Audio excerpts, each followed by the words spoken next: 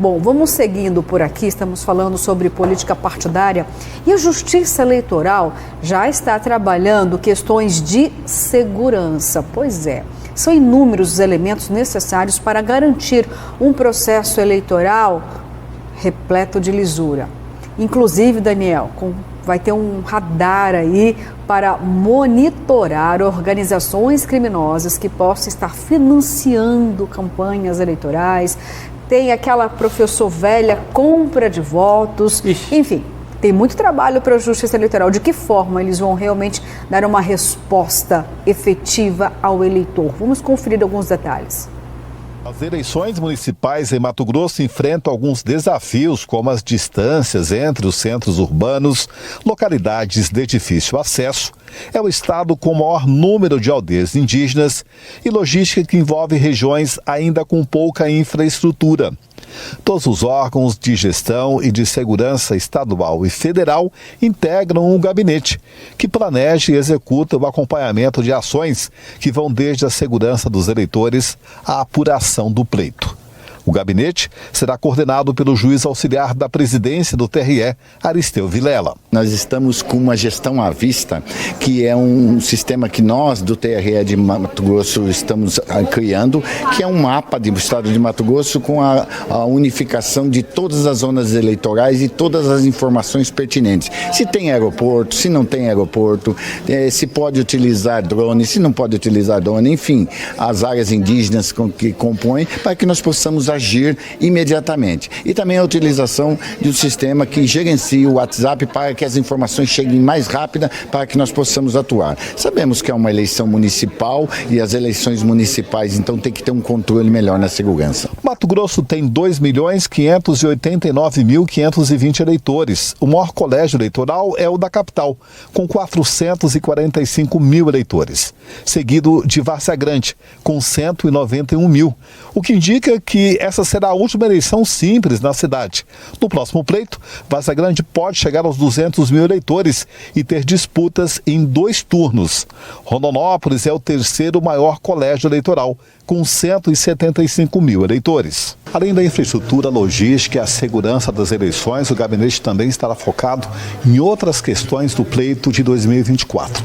A presidente do TRE, responsável pelas eleições, também está preocupada quanto à propaganda irregular nessas eleições e, por outro lado, também relacionada à desinformação, que coloca muitas vezes em xeque a ação do próprio tribunal quanto à transparência e à segurança até das urnas eletrônicas. É justamente impedir que esta propaganda indevida, ilegal, abusiva ocorra. E todos esses órgãos, principalmente na época das eleições, no dia das eleições, eles possam colaborar conosco, porque só o presidente do tribunal, os membros do tribunal, a equipe que trabalha no TRE não dá conta, né? Então nós precisamos desses órgãos que têm uma formação específica para dar segurança, então nós contamos com ele. E com certeza nós iremos, se não dermos conta de tudo, mas pelo menos impedir que que as eleições possam sofrer qualquer tipo de recursos que não os legais. Olha só, gente, é importantíssima essa atuação da Justiça Eleitoral. Mas eu pergunto, qual é a efetividade? Porque, infelizmente, o cenário que a gente está vendo hoje, eu já vou direto lá para o crime organizado, porque se organizações criminosas estão financiando candidaturas, meu Deus, isso é um terror. Isto é apenas, professor, já uma amostra daquilo que a sociedade vai ter nas gerações futuras. Será que vamos ter ali pessoas financiadas pelo crime organizado, representando eles, que, professor, já tem muito mais benefícios e proteção do que um cidadão de bem? É muito sério. E eu acredito, professor, que a Justiça Eleitoral vai ter muito trabalho para fazer essa identificação. E por que eu estou falando isso? Muito. Porque esse processo eleitoral é maior, gente. São pelo menos 13 mil candidatos apenas em Mato Grosso. Se a gente comparar esse processo eleitoral, que envolve todos os municípios, é gigantesco. Num processo eleitoral em que tem deputados e governador, é pequeno. Chegaram aqui em Mato Grosso, no último pleito eleitoral? 600, 700 candidatos? Agora, o volume é muito maior. E aí, quando fala, olha, vamos ver se tem aí candidato a vereador sendo financiado não tem um pelas WT organizações criminosas. Então, só, professor, que não é uma novidade. Lá em 2017, essa bandeira aí de monitorar o financiamento com recursos ilícitos já existia. E o senhor viu se mudou alguma coisa? A Justiça Eleitoral conseguiu colocar um freio nesse tipo de financiamento? Professor, aos meus olhos, não. Luciana, o crime organizado sempre esteve ao lado da política ou dentro dele. E não é só aqui no Brasil, não é só em Mato Grosso, não. Na Espanha é assim, na Itália é assim. Quer dizer, em outros países, eles sabem exatamente que o poder político é necessário. Então você não duvida, nós levantamos aqui, claramente a proposta de um rapaz que seria candidato financiado por uma organização criminosa, com um volume gigantesco de dinheiro, sem dúvida alguma. Eles fazem deputados estaduais, deputados federais, senadores, governadores, presidentes da República, enfim, sabem que isso é muito importante.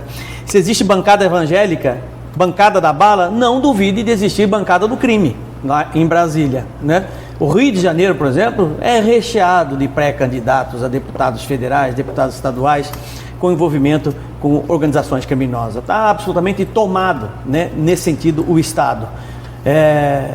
Infelizmente, porque onde o braço do Estado não está, certamente o braço do crime organizado está ali presente, atendendo a mazela mais simples da sociedade, das pessoas mais pobres.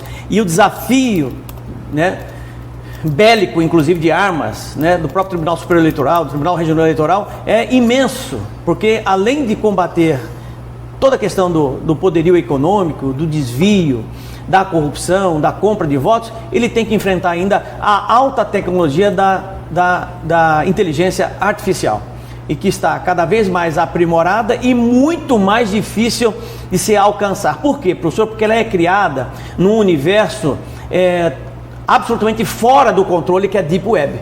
Quer dizer, o fake news é criado ali, é lançado por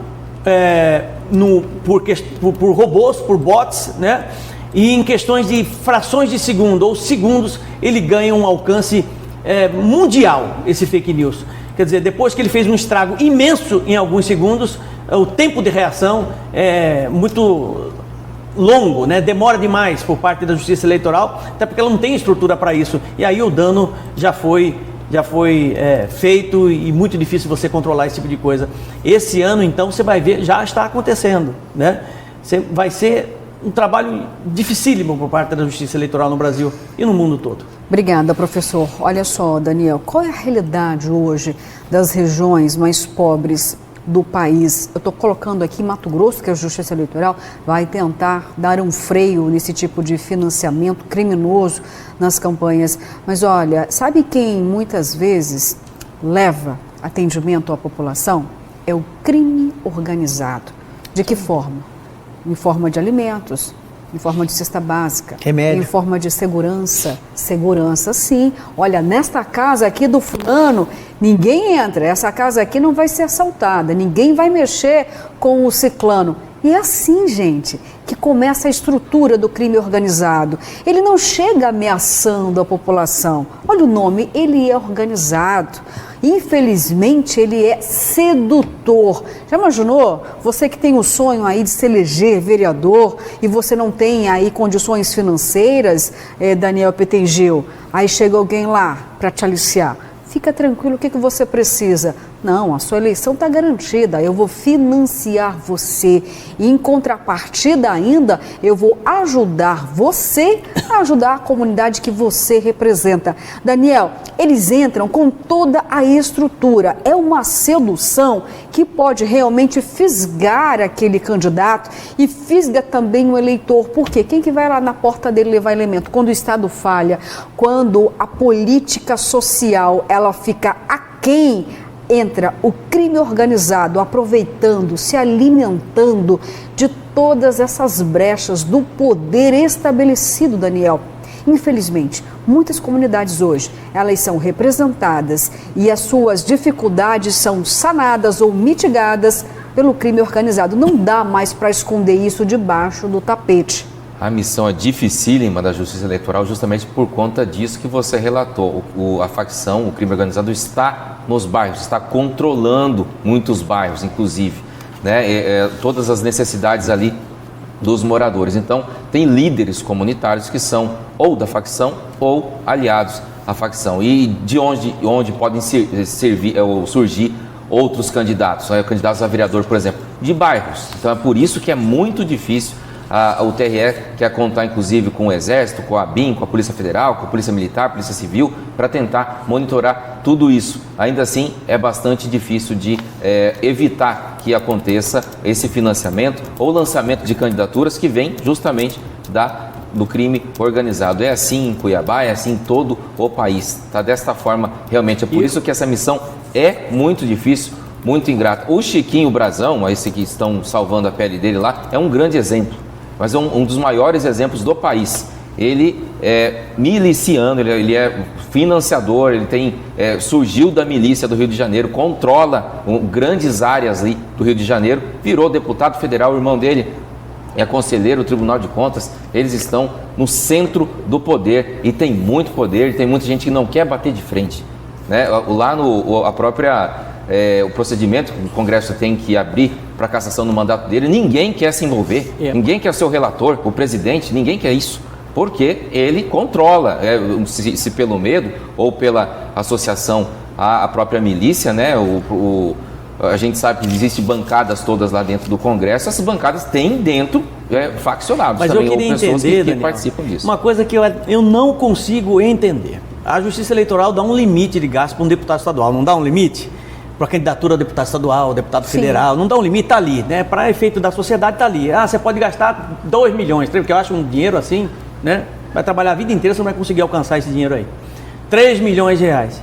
Como é que o cara, e a gente sabe que ele não gasta 3, ele gasta 10, se ele gasta 15, ele gasta 20 milhões.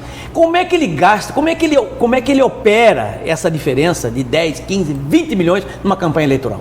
Eu não entendo, porque por via bancária não tem jeito de ser por via bancária. Como é que ele consegue esse dinheiro?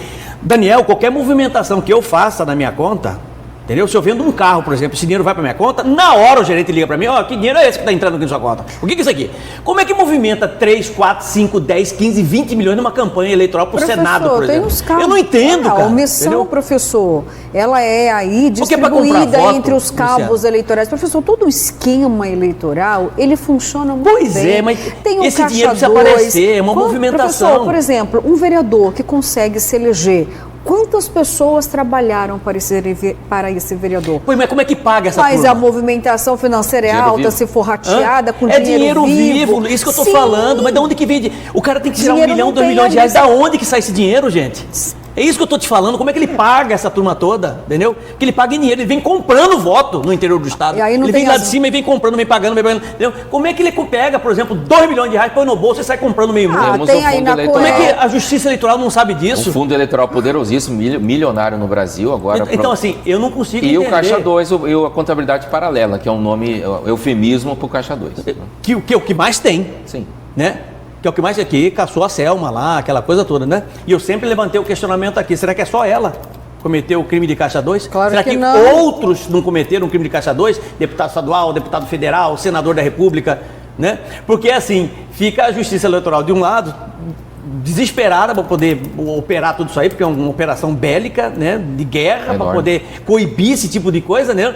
Aí lá na padaria a gente encontra a turma e fala assim, rapaz, você viu quanto que fulano tá gastando nessa campanha para senador? O cara gastando 30 milhões, então, professor, 40 milhões. Aí entendeu? Que eu digo, de que forma que a Justiça Eleitoral vai conseguir de fato monitorar? Porque se ela não conseguiu até hoje, infelizmente, combater a compra de votos, como que ela vai conseguir dar um basta nesse outro câncer, o financiamento das campanhas através das organizações criminosas? Eu espero que esse processo eleitoral tenha a sua marca. Conseguimos combater a desinformação, conseguimos combater aqui o financiamento por organizações criminosas. Vamos ver se a Justiça vai conseguir, professor. O cidadão pode ajudar essa resposta. Oi? O cidadão pode ajudar, o eleitor, né? Pode por meio ajudar, dos canais de denúncia que já existem. Tem que ajudar também as autoridades estão todas Só de não ali vender o reunidas voto para já isso. ajuda muito, né? Só dele não vender o voto dele já ajuda muito, porque infelizmente muita gente vende o voto, né? Infelizmente. Olha só, gente, o tempo avançou, 7 horas e 14 minutos.